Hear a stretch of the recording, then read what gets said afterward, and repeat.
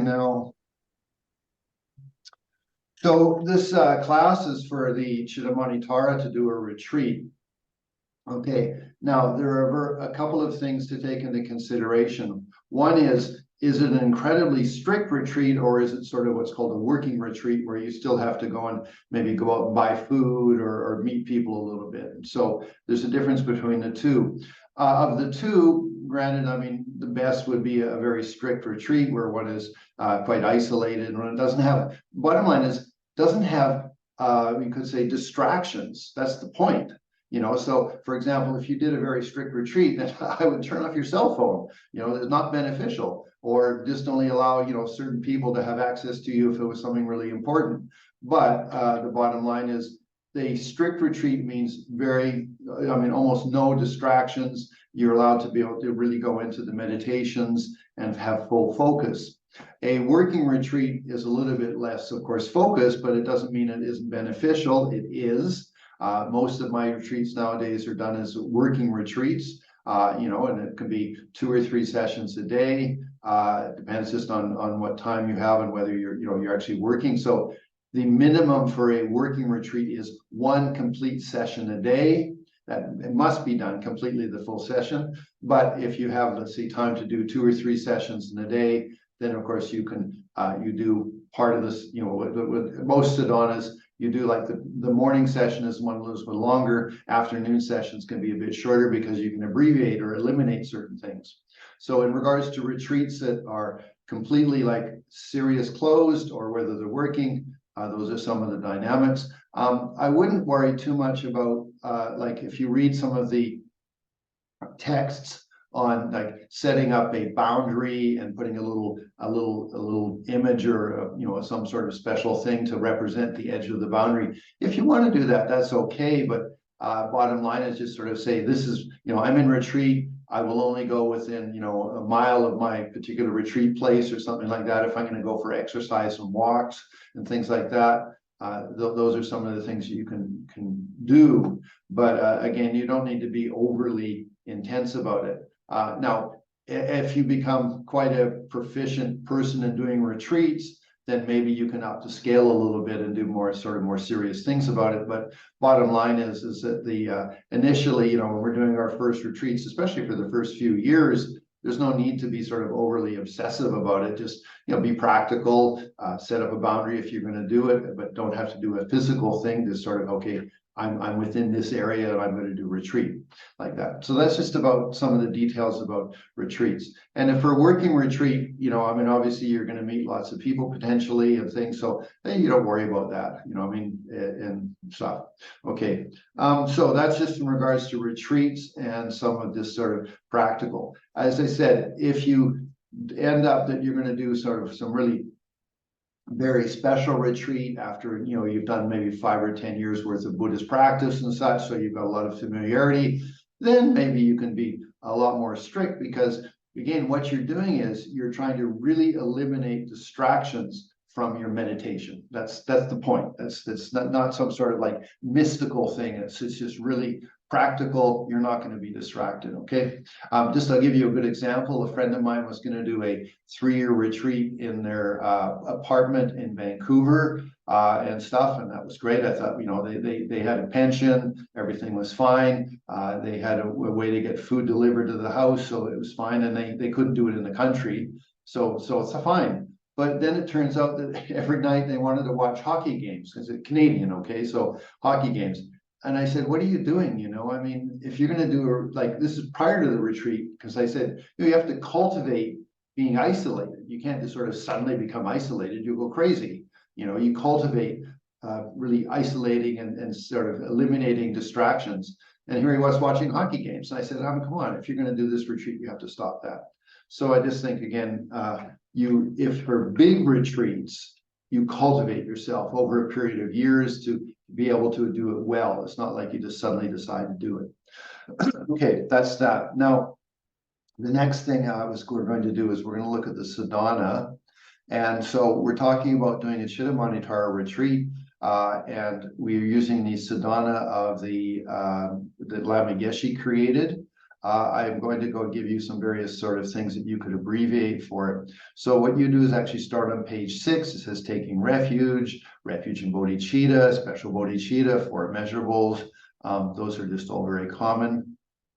Okay, then it goes into request the gurus and close lineage on page 8. That then, it does give a fairly long, well, it's not too long. Okay, that's just 1 page. That's fine. You could do all of that. Now, this is your first session in the morning. You'll be doing all of this, okay? The second session or third session, you don't need to do that, okay? Then you have the Uncommon Guru Yoga on page 11 that you would go, that's the next thing. Okay, I'm just reviewing it. Invocation, 7-limb prayer, mantra recitation. Okay. Purified light from the Guru. Guru enters the heart. Okay, so all of that. Now, that gets us up to page 14, which is called Self-Generation of Tara. So if you were doing a second session, the first session, you'd have to do all of this. Second session, you could jump immediately to, well, you go through refuge and bodhicitta and special bodhicitta. Those you'd always start with.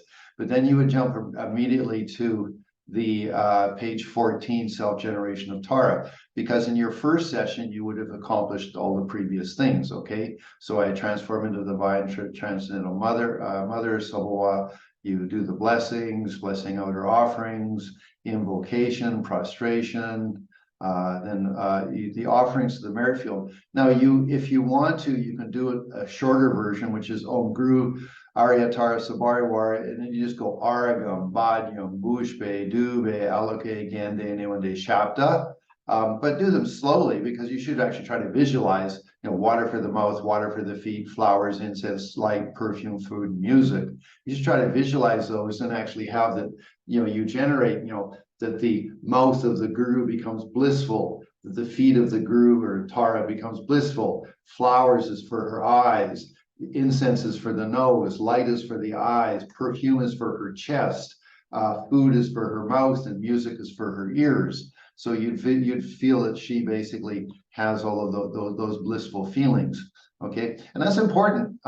Enlightenment is an awakening of consciousnness. It's not like there's some sort of like you're super intense and you're sort of like that. Yes, you need focus, but the bottom line is that as a bodhisattva path, working towards enlightenment, we are becoming more awakened, more awoke. So this is, waking up your sense stores, your eye, ear, nose, tongue, body.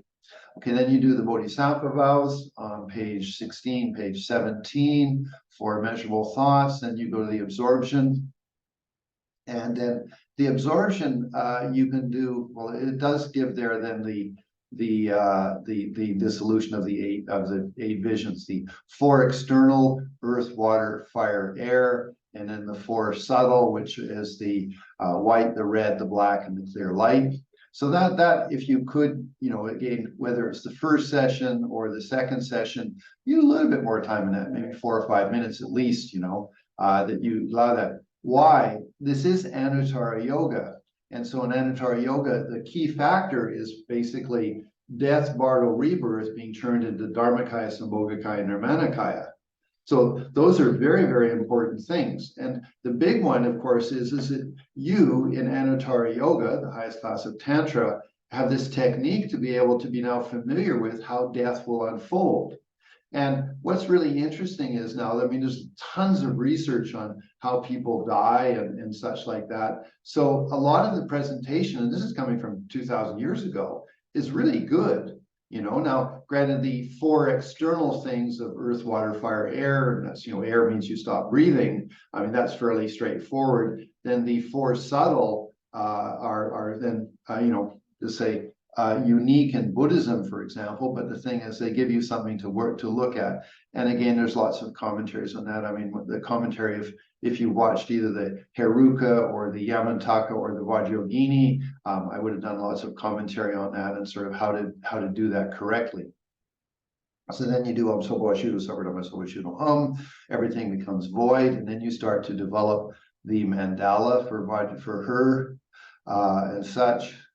it turns into Tara. We're up onto page 19, and then page 20, then prostration, 7-limb prayer, page 21. This is all, again, you'd be doing all of this totally for the first session, but in the second session, as I said, you would have started, I think it was on page 20 or whatever, I can't remember the page number I said.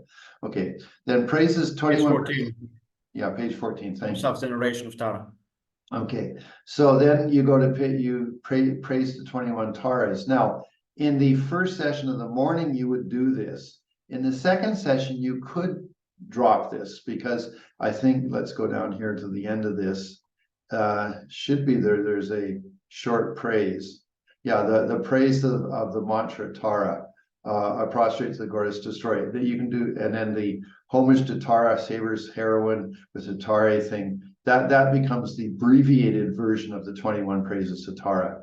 Now, if you've got time, doing the 21 praises to Tara is nice. If you've got a bit of a tune for it, you know, I go online. I don't know if I haven't looked at online recently, but sometimes there's some nice tunes for it that are done in English. The Tibetan one is, of course, quite nice. In Spanish, we have a really nice one. So for Gonzalo, for you, we've got a good one, which down in, I'll post that in the, or send me a message, an email or whatever, and I'll send it to you. So we have a very nice one, very tuneful, of 21 praises to Tara in Spanish.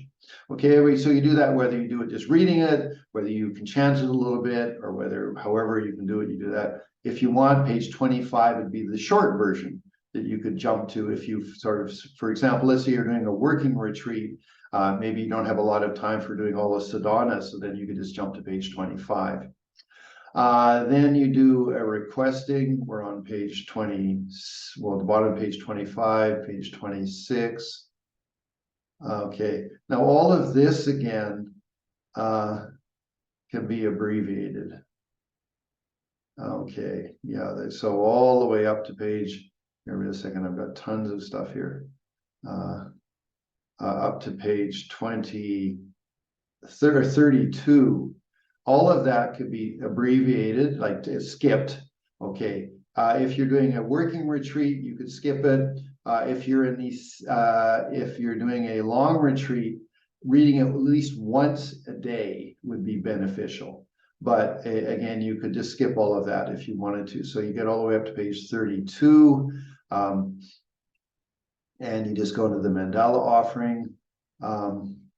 Again, you can, if you want to abbreviate, you can you can skip doing the longer mandala offering and just do the short one. It would be on page 34. If you want to, you can do the longer version. Again, I don't really like when they throw the Tibetan in there. I mean, it's not really that useful for many people. So if you do it in Tibetan, you can, but just doing it in English. So again, you could abbreviate the mandala to just the short mandala offering. Then requesting, purification, then you absorb the 21 taras, you make the Om Panchakula. Okay, then you invite the 5 Buddha families. That's the Pancha is 5, Panchakula, so the 5 Buddha families. Savarivara is everybody, water for the mouth, water for the feet, etc. That's normal. Then request the parring deities. Om Sarvathatagata Abhishinga Sami Shri Hong. That's on page 36. That's to receive the blessing. You feel the nectar fills your body. And then no. Well, then you do offerings to yourself, outer offerings. This is to yourself now that you're the full deity. Inner offering, praise, and then the body mandala visualization. So again, this is in the first session of the morning for a complete retreat. You can abbreviate the things I mentioned earlier, but this is where then you would focus on this, and you feel that each of the different chakras, as you describe them on page 38, 39, 40, and then you go to the mantra. And this is where this is where you're doing the mantra count. On page 40 is where you're doing the count for the mantra. So you do 100,000, or if you want to do, you do 300,000 or 400,000, depends on your time. For example, let's say if you're going to do this retreat for a month, you know, then you could do almost 1 million mantras. I think on average, you know, depends again on how many sessions you do. it's quite easy to accomplish 100,000 mantras of this in 7 to 8 days, with a full retreat. Obviously, if it's a working retreat, that 100,000 might take a month because it's 1 session a day or 2 or 3 sessions a day. Okay, but anyway, that's that on page 40. Page 40 is where you're doing the mantra counting. Okay, now what I recommend is 2 malas and small ones. If you have great big malas, it's too bothersome. And you've got a fast mantra. You go on Tara Tara so Tara Tara so. So 2 small malas. And what I mean, still 108 beads, but small beads, because one's going to be held in front of your heart and you pull the beads towards you. And the other mala is for 100, 200, 300, 400, 500. That's the best way that you can just stay really focused. I know that sometimes you have these little counters on malas. Well, it's really fussy, so you do a mala and you go pull one little bead and you do another mala and you pull another bead. And that's too fussy. You're distracting yourself. So basically, this is considered both a right or a left hand tantra. Generally speaking, you just use right hand though. This particular tantra. So you pull your hands in front of your heart for at least 100 malas, 100 mantras. So I'm Tara so. And then if your arm gets tired, you can put it down on your lap. Okay. But again, short mala, no more than that big or something like that. And you pull the beads. You can do them. I mean, with this finger, with your thumb, whatever you want. Doesn't really matter. But the thing is, you do pull them towards you. You don't push them away. You pull them towards you. So Tara so. Okay. So you do the mantra. And then the meaning of the mantra, you can read that. So now the visualizations, you can go through as you're doing the mantra, you could go back to the visualizations of the body mandala and then feel, for example, from the Tara in the heart with the Scobia, the blue sends light. Then you go down to the or up to the crown, white, down to the abdomen, yellow, up to the throat, red, down to the pelvic floor, green. You could go through those so you can shift around. But the bottom line is you just feel like I am, and this is the way that I like to think of it, right? All of us right now are immersed in the atmosphere of this room. I mean, we're immersed in it. And not only we are immersed, we're penetrated. So physically, we are 100% immersed, penetrated, interdependent. 100%. There's nothing, not one part of us that is not interdependent with the atmosphere, the temperature, the humidity of the air around us. Okay. So when you have that sort of understanding, that is interdependence. That's empty of self-existence. It's the voidness. So within that, then, as you recite the mantra, just feel, I am a benefit. May I liberate myself. May I liberate all sentient beings of their delusions, their misunderstandings. And so then you can do from the heart, from the crown, from the navel, from the throat, from the pelvic floor, the possibly sending out the deities and stuff. And so there's no particular thing of saying how you do it from your nostril, like exhaling and inhaling. Those things, it's just basically you can feel that the energy flows out of your body and out of the pores of your skin from those various portions of your body. Okay. And then just Tara goes everywhere and blesses everything and stuff like that. And of course it applies internally to yourself too. As you're doing this, you will of course have thoughts and feelings come up. Like, so maybe there's somebody that you really dislike. Maybe you're divorced and there's somebody that you had a lot of trouble with and they come to mind as you're reciting Tara mantra. Well, then you feel that you and this person, Tara helps you with enlightened activity to be more at peace, to solve the problem, and such. Now, remember, this is a personal thing. So, let's just say, for example, you are divorced. And this is just an example. It's not like that when you finish the retreat, you phone up your divorced partner and say, gee, I forgive you. I mean, they might not appreciate that because they're in their own headspace. My point is that this is us becoming more enlightened. There's a joke that we have with it. That if you don't resolve and come to peace with your ex of this rebirth, you've got the karma to be with the next rebirth. If you want that, okay, you can't carry on being resentful or hurtful or betrayed or whatever. But that's just going to create the karma that you're going to meet that person again. So if you can resolve it, you come to peace, you can wish them well, you finish the karma with them. or at least you've established good karma, you know. And if you did meet them and they're still a problematic person, well, you'd be like, you know, water off the back of a duck. You just don't get affected. Anyway, so there's your mantra recitation and things. Then you do the purification. It says 3 times. You can do it once if you want to. That's the Padmasambhava Samaya Manu Palaya. And that's just you feel your body is filled with light, nectar, and energy and purifies you. Then you make offerings to yourself again, inner offering, praise. Now, if you're doing the retreat, you do not have to do torma offering until the last session. Okay, so if you're doing 1 session a day only, you have to do the torma offering then. If you're doing 3 or 4 sessions, whatever is your final session, you do the torma offering. Okay, so that just basically is straightforward. Again, you can do the 21 praises to Tara, which is nice. You know, I mean, it's meaningful. It really clarifies that Tara is very special. But if you wanted to, you could drop down to page 46 at the bottom, and you do the one verse praise of Tara instead of the 21 praises. So that makes it a little bit shorter. Then requesting. Well, the requesting, you can do that. That's on page 47, 48.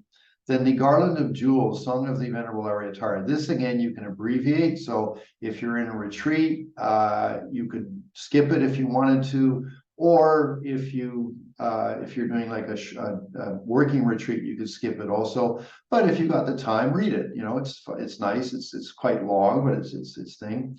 And the Song of Longing for Infallible Tara. Again, you can skip that. Both for retreat or working retreat, if you wish. You go down to page 55 and you do dedication. Okay, prayer containing all the subject. Okay, so dedication on page. So you've done the mantras. If this was your one of maybe 3 or 4 sessions, you could jump right to page 55. Okay, after having done the Padmasambhava Samaya. So before you do the Torma offering, you can jump down to page 55. On your 2nd and 3rd sessions, if you're doing them, you just jump down to page 55. If you are in your last session, then you would do the Torma offering. You could skip or not skip the long praises as you wish. That's your choice. But then you finally get up on page 55. Then, if you want, you can read the prayer containing all subjects of Cittamani Tara on page 55, 56, and such. As you wish. I mean, it's not very long. Then completion stage. You do that, and then conclusion. So there you go. That's it. Then you do Padmasambhava. Okay, now you're down to page 58. You send everybody away on Vajramu at the bottom of page 58, 59. You do the absorption. Verses of auspiciousness on page 60. Again, you can skip it if you want, because on page 61 it says short prayer. Oh, that's short prayer for Dalai Lama, Lama Zopa. Okay, then it has some commentary, end of retreat. Yeshi Pakak. So if you're doing the retreat, then you do what's on page 62. After having done 100,000 mantras, you do 10,000 of this one. So for example, it says here, if you've done the complete 600,000 mantra, you do 60,000. So it's 10%. So if you did 100,000, you do 10,000. If you did 200,000, you do 20,000. Okay, and it's Om Tar Tutari Tura Huma Anse. Anse. Okay, and with that, then the visualization you do with that is that you have Tara appears in front of you. This is at the end of the retreat when you've done 100,000 or 200,000 mantras. She appears above you, and every time you do Huma Anse, you feel Anse. She absorbs. She sends a duplicate, absorbs into you. So it's like one Tibetan Lama had the thing of like, if you had a piece of plastic and it's burning, as it drips, come down, it goes see and see and see and see. Okay, so that's like that. So it's like zip, zip. You're absorbing taras into yourself. Okay, so that's how you do that particular mantra in the visualization. Okay. Then that's the end of it, isn't it? Because then it just gives into a long commentary about the different thing. Then it does give the Tibetan 21 praises at the end of the sadhana and stuff like that. So to be clear, then If you're doing multiple sessions, you go from the mantra and the purification, but before you do Torma, up to page 55, you just do the dedication prayer, and then that basically you can just stop there, you know. You don't have to do anything else. Then in your second, third session, in your last session, then you can do the concluding prayers, which we described.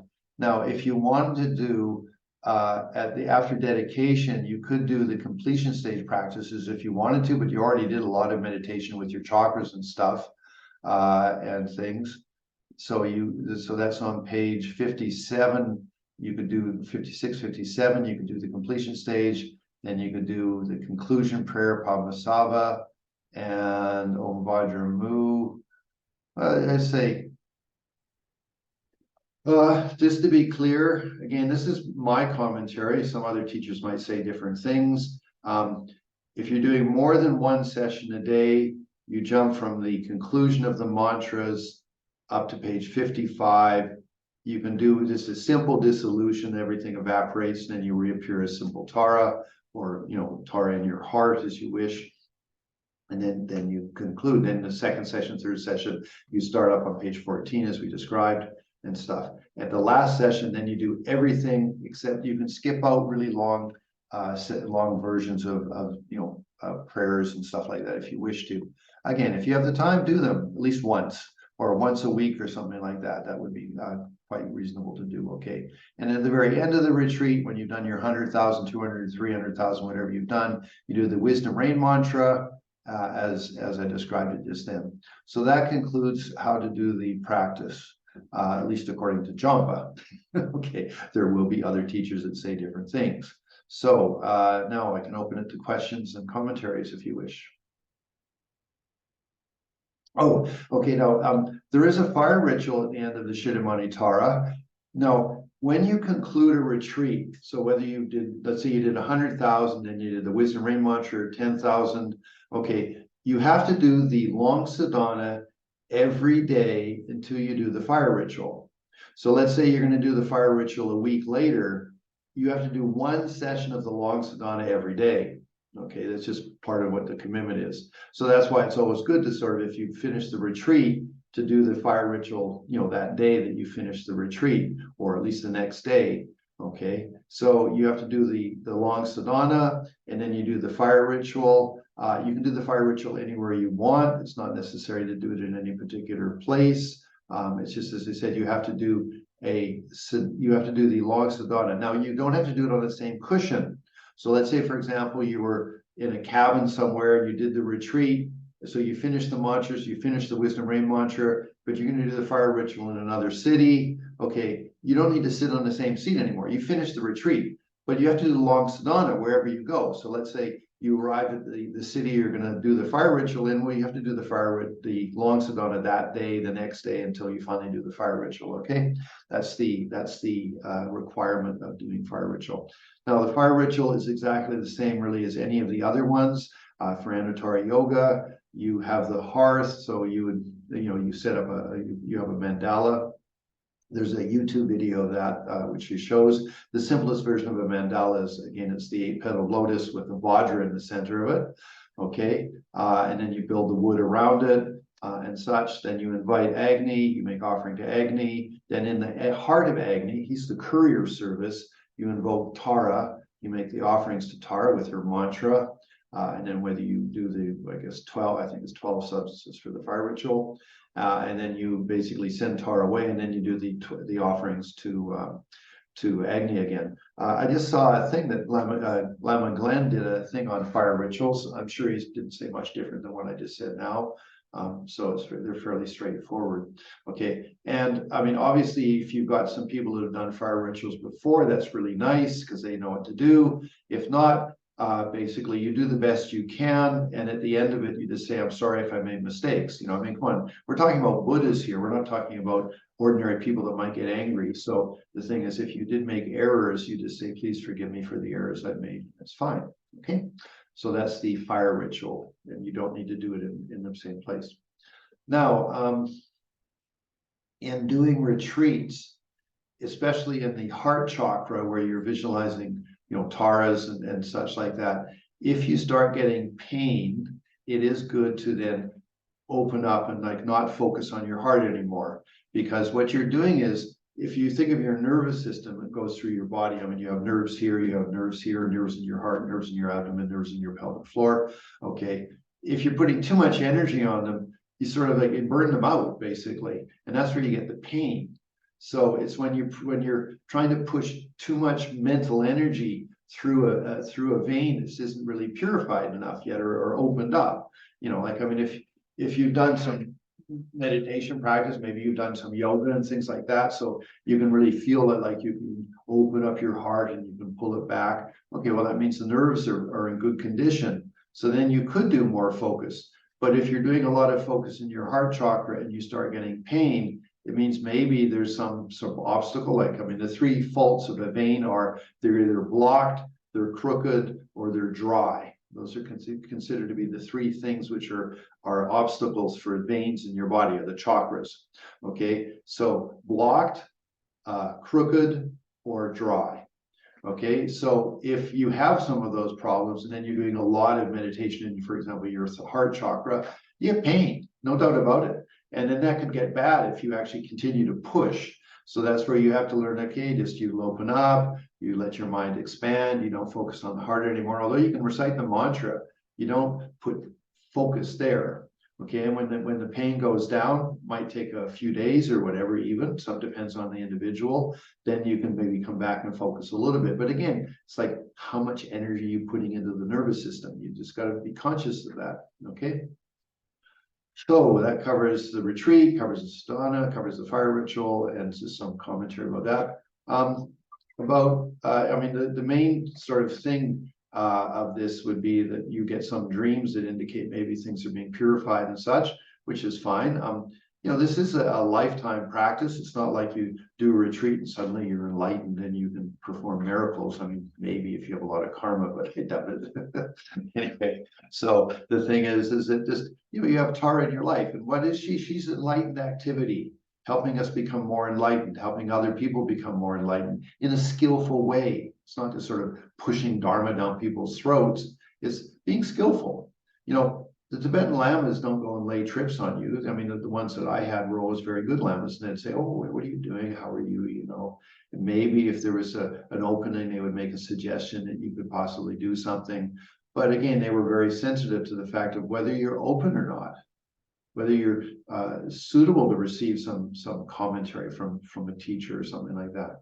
Okay, so again, it is about skillful means. It's not about we're evangelizing Buddhism, you know. And again, most of what we do with 99% of the people is just try to be virtuous. It's not like some special higher psychic tantric thing, you know, with nerves and channels and chakras. 99% of the people don't have any interest in that. They just want to have a good life and be happy. So again, skillful means depends on what the person is. So if somebody has some capacity for maybe some higher teachings, you might talk about them a little bit, but basically 99% of the people are going to just be how to work with my emotions, how to deal with depression, how to deal with anxiety or stress or something like that. And so then you just give whatever is most relevant advice. That's enlightened activity. That's what Tara is all about. You know, it said Tara, the girl Yeshidawa, or the Wisdom Moon was her name, was a princess. And it said that every morning before she had breakfast, she would send her energy out into the universe and she would liberate, let's say, 10,000 people or something like that of some of their problems. And then she could have breakfast. And then in the afternoon, she'd do the same meditation. So she had a great deal of psychic capacity, but in liberating people of their problems and their sufferings and such. And that's how she got her name, Tara, the savioress, to save us from our problems. Okay. So now I can open it up to questions and commentaries. Okay. And of course, we did the video. I'll post this on YouTube so you guys can watch it there if you want it at a later date. Any questions? Well, I've already sent some questions regarding labeling on your email. Yeah, okay, well, oh, okay, well, the questions, and, well, I already think I answered part of them. Let me just go here. Okay, the fire ritual you can do, and as I just said, you know, you can do it wherever you want. You just have to do the long sadhana every day until you do the fire ritual. If you are doing, well, this practice is very beneficial for later when you do completion stage practices, because you are doing a body mandala. So it is very complementary to higher practices. But so it said that the doing tumo or trying to open your central channel, if you wanted to do that periodically throughout the retreat, that's just fine. But I would focus more on the visualizations, and that, you know, all of those taras in your heart, all those taras in your abdomen, all those taras on your pelvic floor, all the taras in your throat, all the taras in your crown. You know, if you have faith, you're putting a lot of very, very good energy in those parts of your body, and you're purifying them and cleaning them up. And so that then allows the exercises of, for example, psychic heat or tumo to be more successful. So your ability to have psychic heat or tumo depends on the purification of the nervous system or the health of the nervous system. Okay, so those two are related. So whether you know, let's say do them a lot or not, your choice. Okay, and the main objective of doing that is that you actually get your consciousness to be able to be more connected with the nervous system, and then you can open up, so to speak, it's the term that's used, open up the central channel and have more subtle experiences of consciousness. That's the objective of tumo, to have more subtle experiences in consciousness. Okay, so that's why you do it. It's a tool to do it. Okay, so you do it, that's fine. You know, if it is just nervous system things. So, you know, if strange things happen when you're doing tumo practices, maybe check up on your nervous system. You know, is there something, smells or sensations? You know, I don't know. You could consider them more of a distraction than anything. Because bottom line is you're just trying to sort of open up the central channel or get your consciousness and the nervous system to get more connected, that then you can go into the central channel and have more profound experiences of consciousness. So all of the things that are of the sixth sense or the five sense doors are not of importance. You know, the clairvoyance and such, for example, if you get concentration, I'm just talking about having samadhi, concentration, shine, mindfulness, or whatever, then actually you can take a consciousness and project it. You can project your eye consciousness 100 miles and see what's happening 100 miles away. It's the power of meditation. You can hear a conversation 300 miles away by projecting your consciousness to that place. That's just common meditation possibilities of having developed calm abiding or shine or whatever you want to call it. So all of those things are just part of things that you could do with yourself, but it's not that you're becoming more enlightened. It could actually cause yourself more trouble than that. Okay, the question number 3, if you have time in later room, right, to more possibly. Well, the big thing, remember, there's always this big stuff about completion stage.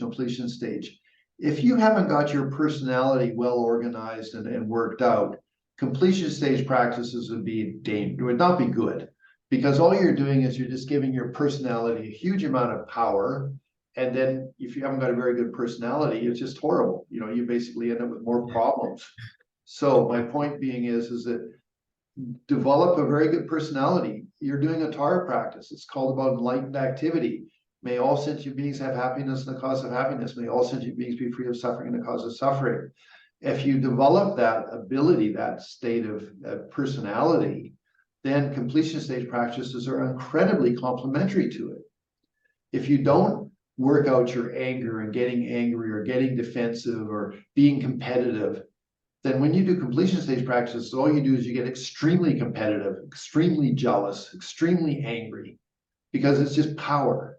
Okay, so this is really important to understand. Completion stage practices are that they complete a generation stage where you generate very beautiful states of consciousness, very, you know, loving kindness and compassion, make beings be free of suffering, the cause of suffering. So you want to do completion stage practices, please do them. You know, I mean, they take some time. It's not something you happen quickly. so do them, but don't put a big emphasis on them, because you might discover that actually you end up with a lot more problems suddenly as you have a lot more power. It's not like that there's completion stage practices are over here, personality is over there. No, completion stage practices just amplify personality. So if you've got a problem in your personality, that's going to get amplified. I'm sorry, that's just the way it is. You don't escape who you are. You have to become an enlightened individual for who you are, what you had, the traumas you had, the emotional experiences you had, how good your mom and dad were, all of those things. Okay. Anyway, sorry, getting a bit intense there. Okay, what advice do you successfully integrating the complete stage with bodhicitta compassion? Well, if you develop a very good attitude, you've got a very skillful way of dealing with people and helping them become more enlightened, such like that, then completion stage practice is totally complementary to that. So there's no that completion stage practices is something external to the personality and the person that you are. They are mixed. Okay. Okay.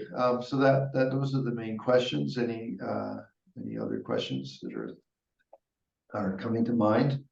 Remember, if later on you can send me private emails if you wish, if you have personal private questions, or you have particular dreams or something, we can do that privately. Okay. Well, it's not a question related so much to the Tara Leirung, but it's related to one of the files that you sent us for preparing for Tara Leirung.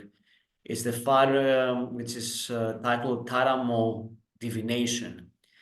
And I want to hear your answer, your view about the role of divination from the view of Vajrayana, from the view of benefiting others for their enlightenment. How can one utilize divination for that purpose?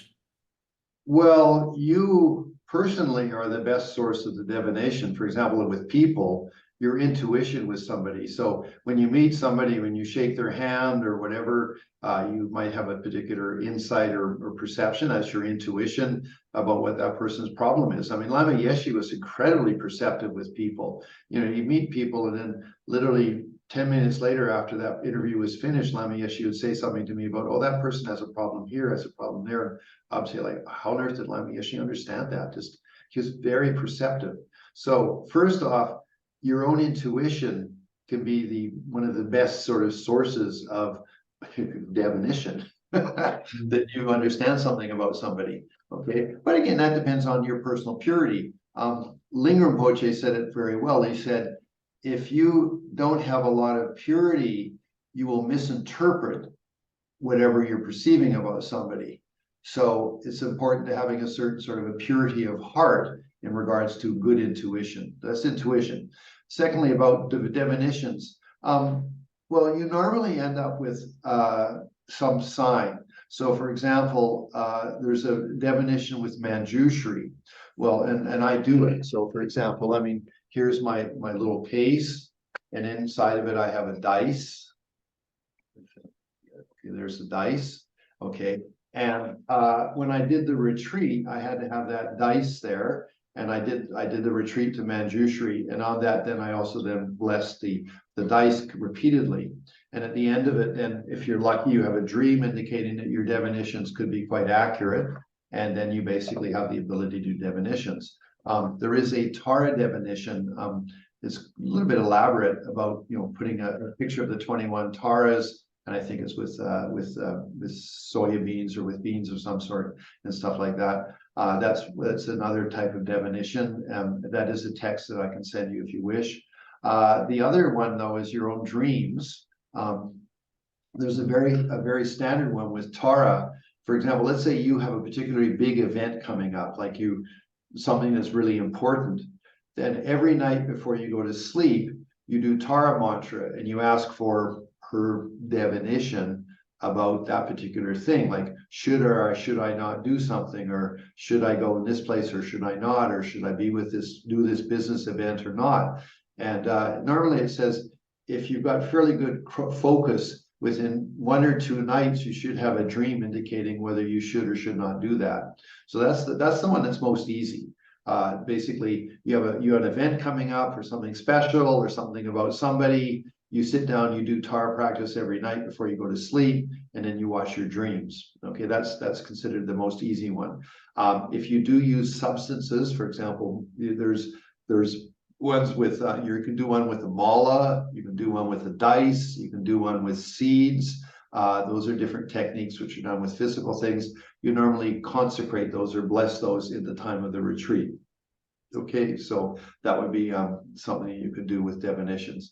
And then sometimes divinations are accurate, sometimes they're not. Lama Zopa Rinpoche was incredible with his divinations. I mean, he seldom made any decision without a divination. But on occasions, his divinations were bad. They, you know, his thing didn't work out. So the thing is, you don't want to put all of your they say eggs in one basket on a divination. You also want to use common sense, okay? But divinations can be beneficial to give you an indication of that this is a good direction to go in or not, or if someone's asked you for a divination, you might be able to give them some good advice, okay? But often it's always good to just use common sense, okay? No, Gonzalez, you had a question. Yeah, I wanted a warning from you. Are there any pitfalls or common mistakes people commit during retreats that you could warn about so we, as relatively inexperienced meditators, avoid? Yes, definitely. I would be careful in a retreat because, okay, what's a retreat? I am isolating myself a little bit to have a more enlightened attitude. You know, whether it's a Tara retreat that I have better enlightened attitude with enlightened activity. If it's Manjushri, it's for them having better wisdom. If it's Avalokiteshvara, it's having a pure heart, love and compassion. Very good at Christmas time to be doing that sort of a retreat. Okay, so those are the goals. That's sort of what you're into. So in the middle of a retreat, because your energy is getting very focused, to be careful of desires that you have, which are not so related to the retreat. So, you know, like, you know, let's say you're thinking about, you know, buying a house or something like that. So halfway through the retreat, you've got a very focused mind, and then you start thinking about the house, and then how you get the mortgage, and what you could do with the house when you finish with the house, you know, and how you want to go and change this. You see what I mean? So what I'm getting at is that when you're in retreat, the power of consciousness increases, or the power of the energy, and then whatever you start thinking about gets that energy. So in retreat, one of the biggest mistakes you can make is you're in the retreat, and then suddenly you start to become fixated on a particular person in your life, and you're wondering, like, could I get back together with that person, and would it work, you know, and maybe we could do this, and you know, so all of the energy of the retreat to be more compassionate, more wise, or whatever, goes into that. Now, there's nothing wrong with that. I mean, we're human beings, but the point is it's sort of like you want to, you know, maybe after the retreat, sit down and think about, you know, buying that house or getting back together with that person or whatever it would be, happen to be that you wanted to do. Okay, because the retreat time is you'd say cultivation of beautiful thoughts and feelings. You know, enlightened activity. I mean, Buddha Shakyamuni must have been just so beautiful because, you know, I mean, he affected the whole of Asia. You know, he must have had a wonderful energy to be around, and you felt so good about him. But it wasn't about building an empire. I mean, Buddha Shakyamuni didn't go out and say, I want monasteries. People came to him and said, we'd like to make a monastery. And he'd say, well, if that's your choice, okay. He didn't say, I want a monastery, I want an empire, I want, you know, this and that. He basically just wanted people to become enlightened.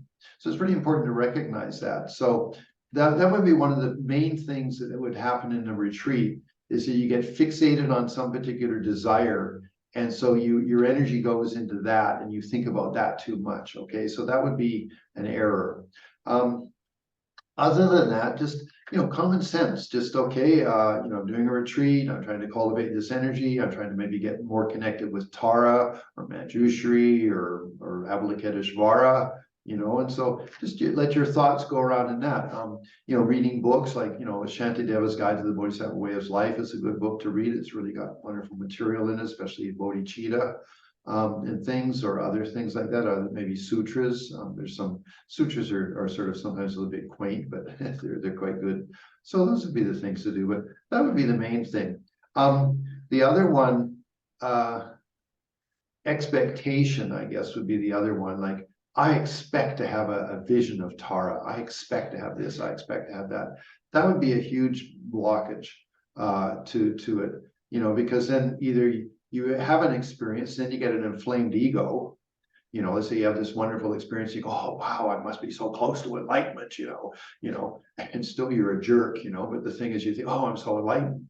That would be one thing, you know. So okay. So that's if you did have an experience. And if you didn't, then getting depressed and saying, oh, my practice isn't working, you know. So that'd be another one, expectations. Like, have no expectations, just try to be a nice person. Just every day be a nice person, you know. And then if something happens, great. And if it doesn't, okay too, that's fine. You know, it's Buddhism's a lifetime practice. In fact, you could even say it's a multiple lifetime practice. Okay, so those would be my thoughts. Okay, that your mind gets captivated by a particular desire or a particular thing, and then you sort of put all your energy of the retreat into that, which should be, it can happen. Second one then is expectations. Okay, so those are the two things I think would be the main things. Okay. Okay, so there's Thomas and other questions. We're at an hour now, so it's been a good session. Okay, I'm going to call it quits then because it's 1 hour. That's enough time. And the thing is, if you do have personal questions, just send them to me as personal messages. That's fine and dandy. You know, identify a thing, and then I'll be glad to respond as best as I can, and how fast I can, I don't know. Okay, so that concludes it. So for the hour of doing Cittamani Tara, you know, she's wonderful. I mean, Lama Yeshe had a great thing. He just always said, Mummy Tara. So it's my divine mother. And so really doing a retreat of Cittamani Tara is wonderful. This Tara is wonderful. And then the Cittamani is particularly unique because it's Anuttara Yoga. So so dedicate that. May I become a little bit more enlightened in my life and be able to benefit people. Okay. So thank you very much. I will